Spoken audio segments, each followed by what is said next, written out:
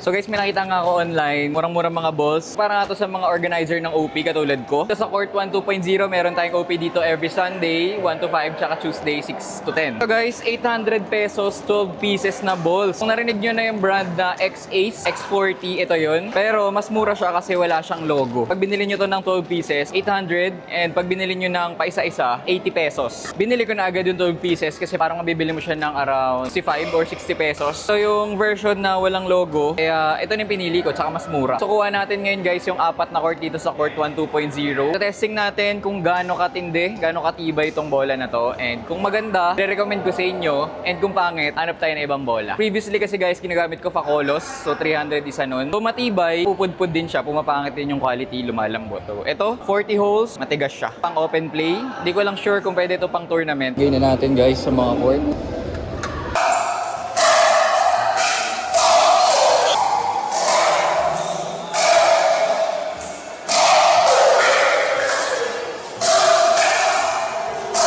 So guys, after 4 hours, yung mga players natin naka-11, 12 games. Ito ang itsura, condition ng balls. Nakita nyo naman guys, hindi pa siya yung naghihimulmul na type na plastic. Siguro magamit ko pa to another 1 or 2 OP na 4 hours. Para sa 60 pesos na ball, parang sulit na sulit to. Kita nyo naman yung sahig dito guys, very gritty. So talaga kumakapit yung mga spin kasi very gritty nga yung surface natin. Kung interested din kayo, tulad ko kayo na nag-organize, at kung gusto nyo makatipid, pwede nyo nga tayo try. Lalagay ko na lang sa yellow basket tsaka sa first comment yung link. Check nyo na lang.